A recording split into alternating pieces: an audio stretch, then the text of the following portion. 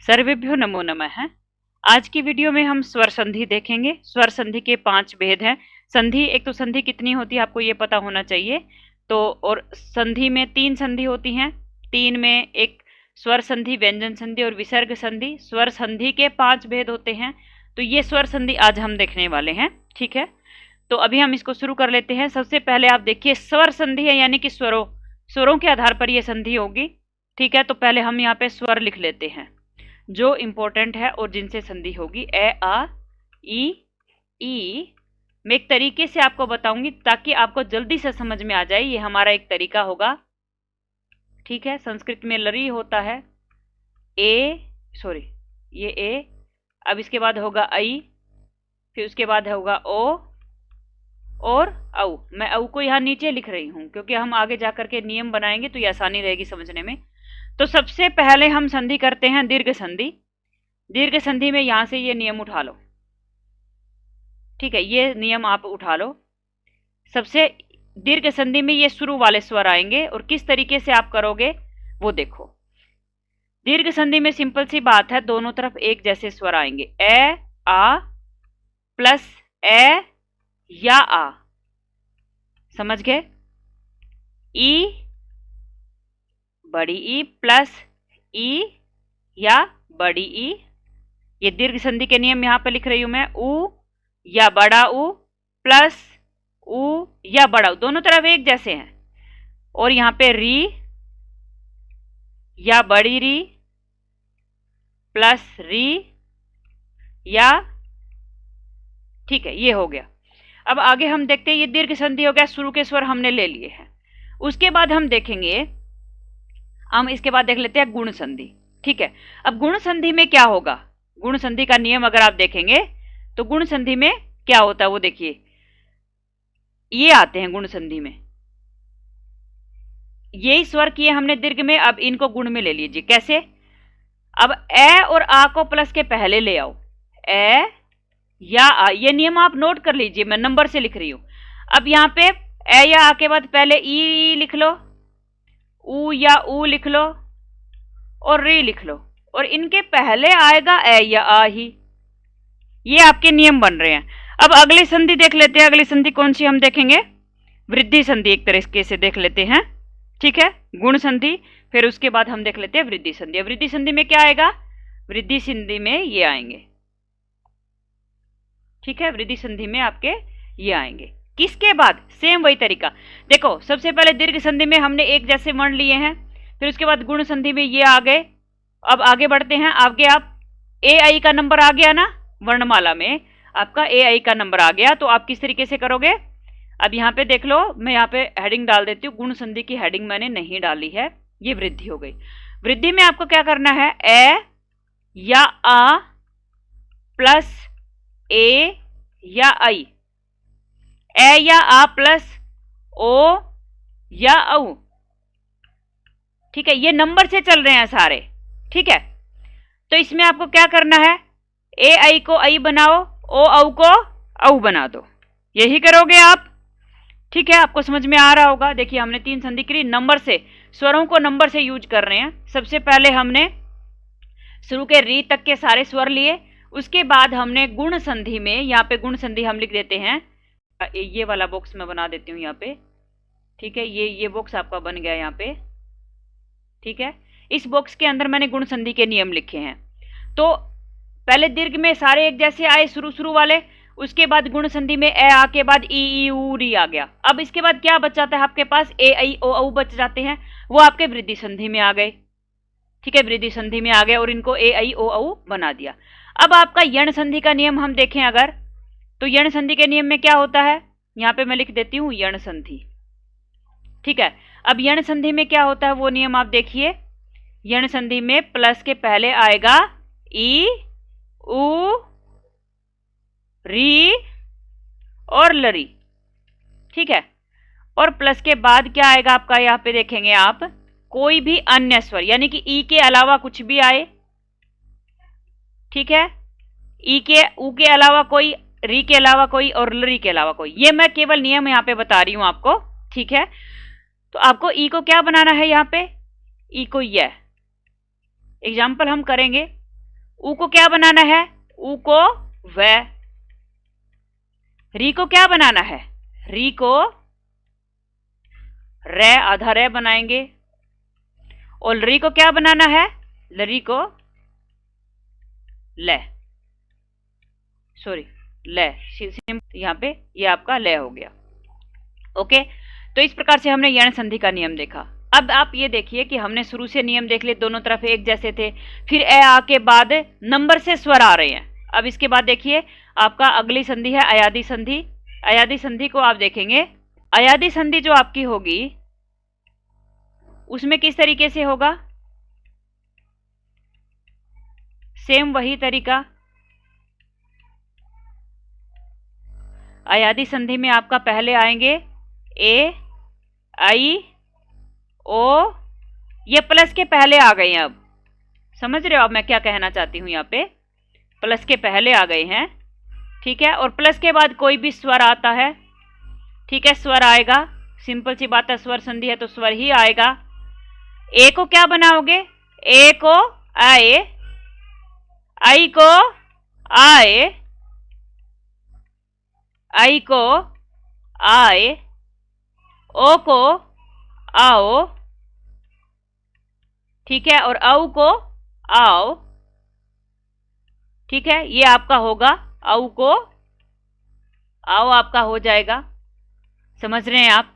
ये नियम मैंने केवल इन संधियों के लिखे हैं। मैं यहाँ पे समझाना क्या चाहती हूँ आप उसको देखिए, ठीक है।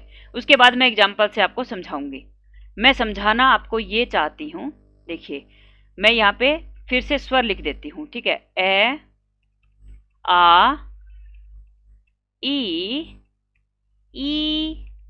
ऊ, री, ए, आई, ओ और औ, ये स्वर है।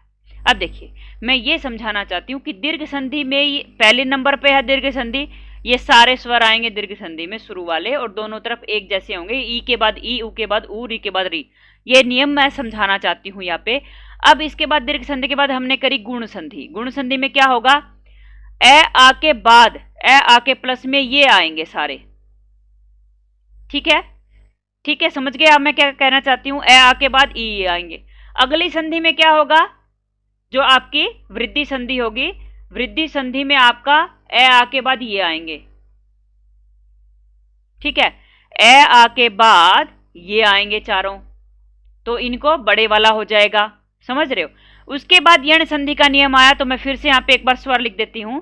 ए, आ, ई, ऊ, री, ए, आई, ओ और औ। मैंने दोबारा से स्वर लिख दिए, किस लिए लिख दिया वो समझना है आपको। मैंने इसलिए लिख दिया है कि हम अब देखते हैं अयादी संधि। अब अयादी संधि में क्या आएगा? देखिए यहां तक आपके हो चुके हैं। अब अयादी संधि में ये आएंगे पहले, प्लस के पहले, ठीक है।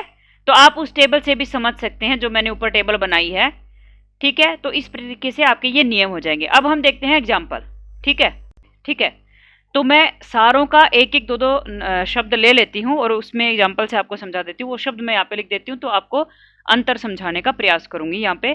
तो सबसे पहले मैं यहाँ पे शब्द ले लेती हूँ विद्या प्लस आलय। सबसे पहले मैंने दीर्घ संधि का जो एग्जाम्पल है वो लिया है, विद्या प्लस आलय है, ठीक है। अगला एग्जाम्पल हम ले लेते हैं, एक और ई का ले लेते हैं, नदी प्लस ईश है, ठीक है। उसके बाद हम शब्द ले लेते हैं भानु, भानु प्लस उदय है। ये आपके दीर्घ संधि के रूल मैंने लिए हैं, दोनों तरफ एक जैसे वर्ण मैंने आपको बताया था। उसके बाद गुण संधि देखते हैं। गुण संधि का एग्जाम्पल ले लेते हैं कि प्लस के पहले ए या आ और प्लस के बाद ई, ऊ, व नंबर से आए थे ना, ठीक है। तो ये गुण संधि का एक नियम हो गया ई का। अगला हम देख लेते हैं ओ का। तो आपका ले लेते हैं हम शब्द सूर्य प्लस उदय है, ये आपका ऊ का एग्जाम्पल हो गया, ठीक है। और एक अगला शब्द हम ले लेते हैं री का। ठीक है, तो अगला शब्द हमारा होगा, उ का एग्जाम्पल हमारा हो चुका है, और अब हम शब्द ले लेते हैं री का। देव प्लस ऋषि, ये आपके एग्जाम्पल हो गए। गुण संधि के 3 उदाहरण ले लिए हमने, 3 ही दीर्घ के लिए थे। अब हम वृद्धि संधि के एग्जाम्पल ले लेते हैं, नंबर से लेते हैं। जो ऊपर मैं समझाना चाहती हूँ, मेरे हिसाब से आप पकड़ लिए होंगे कि मैं आपको स्वर संधि में क्या समझाना चाहती थी। क्रम से स्वर चल रहे हैं, ठीक है, मैं यही समझाना चाहती थी कि क्रम से स्वर आपके चल रहे हैं। ए का ले लिया, ए या आई कोई भी हो, आप उसको आई बना देंगे। उसके बाद मैं लिख लेती हूं आपका मम प्लस औषधि। ओ का ले लेती हूं एग्जाम्पल, ओ या औ जो भी होगा उसको औ होना है। ठीक है, ये आपके एग्जाम्पल हो गए। ठीक है, उसके बाद हम देख लेते हैं वृद्धि संधि के बाद यण संधि का ले लेते हैं। जब प्लस के पहले क्या आता है, प्लस के पहले आपका अन्य स्वर आ जाते हैं, ए आ नहीं आएगा। अब प्लस के पहले आपका क्या आएगा, ई आएगा। ठीक है, तो इसमें हम शब्द लेते हैं इति प्लस आदि। ठीक है, यण संधि का नियम ले लिया हमने एक।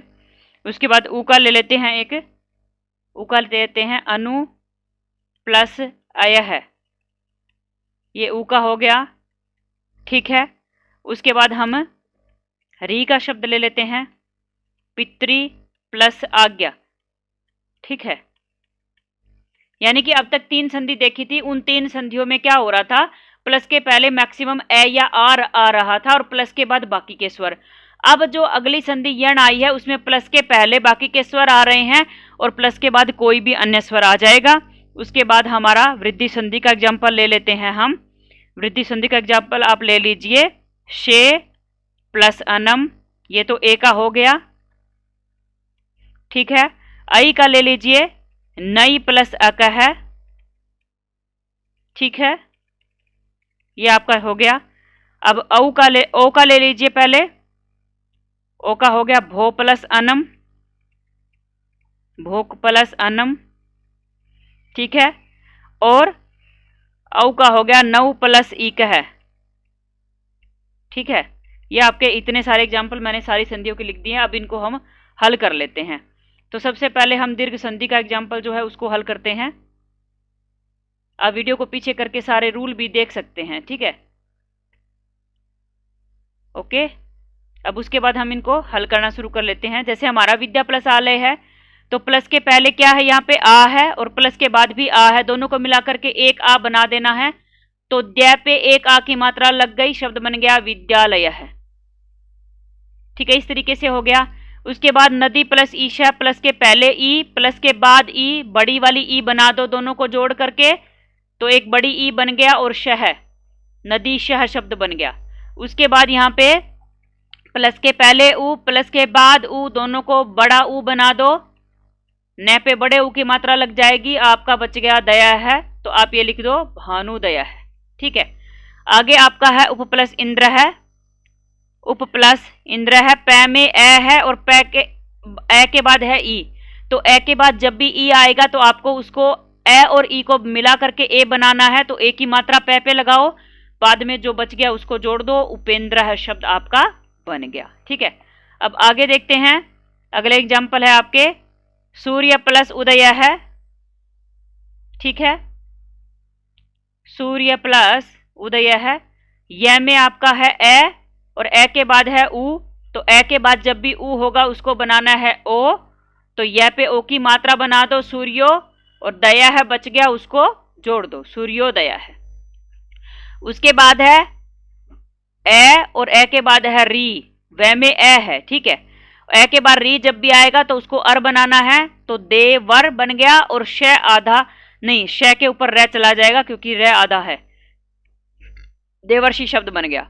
अब इसके बाद है मैं में है ए और ए प्लस ए, आपको पता है ए के बाद जब भी ए आएगा उसको बड़े वाला ए यानी कि आई बना देना है, तो आई की मात्रा मैं के ऊपर लगेगी, लग गई, और उसके बाद वह बच गया, उसको यहां पे लिख दो क्योंकि ए का तो आई बन गया ना। उसके बाद है ममोषधि, मैं इसका एग्जाम्पल यहां पे लिख रही हूं।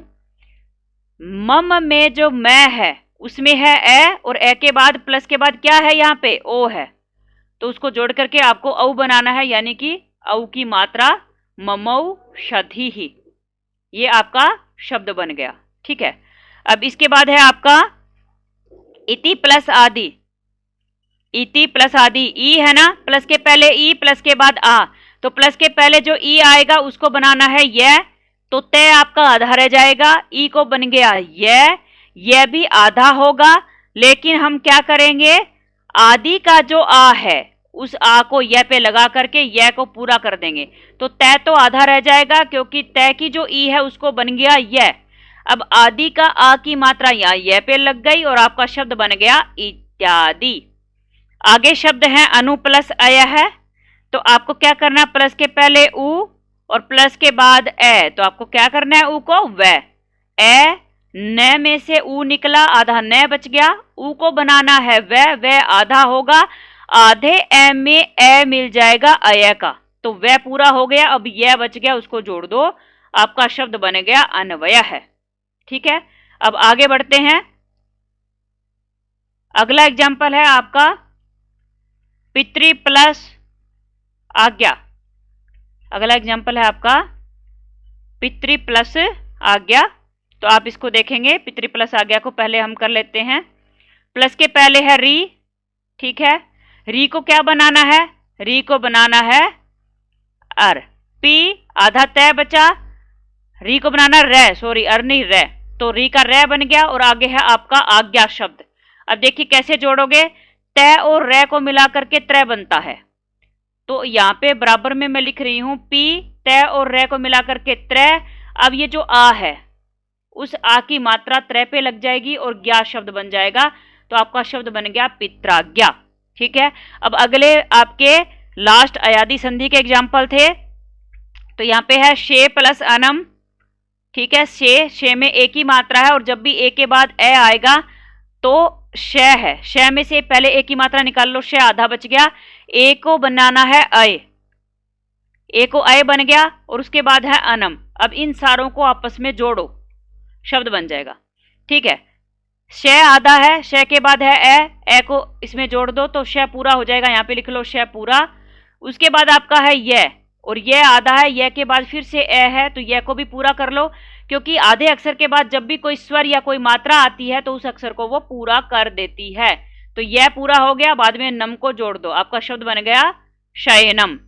उसके बाद आपका है नई प्लस अक है, यहाँ पे ऐ की मात्रा है और यहाँ पे ए है, तो ऐ को बनाना है आए, तो नई को बना दो नाए, और ये आपका आधा होगा, इस आधे य में ए मिल जाएगा, तो यह पूरा और कह को जोड़ दो, आपका शब्द बन गया नायक है। उसके बाद है आपका भो प्लस अनम, ओ को क्या बनाना है आओ, तो भो का बन गया भाव। अब यह आधा बने वह आधा बने, ठीक है, भाव शब्द आपका यहाँ पे बना है। ठीक है, और अब भाव में क्या करेंगे आप, अनम का ए जोड़ दीजिए, तो भाव पूरा हो गया और नम को जोड़ दो, भावनम शब्द बन गया। अब इसके बाद है आपका नौ प्लस इक है। ठीक है, नौ प्लस इक है, तो औ को बनाना है आओ, बन गया नाओ। ठीक है, और प्लस है आपका इक है, आपको क्या करना है, जो वह है आधा, वह में ई को जोड़ दो, क्योंकि आधे अक्षर के बाद जब भी मात्रा आएगी वो उसमें जुड़ जाएगी, तो आपका शब्द बन गया ना वी, और कह को जोड़ दो, शब्द आपका बन गया नाविक है। ठीक है, तो इस प्रकार हमने ये स्वर संधि जितनी भी हैं, पांचों स्वर संधि हमने इस वीडियो में कंप्लीट की। अगर आपको ये वीडियो पसंद आए तो लाइक शेयर और सब्सक्राइब कीजिए। धन्यवाद। इसे टाइम याद आ गई तरह।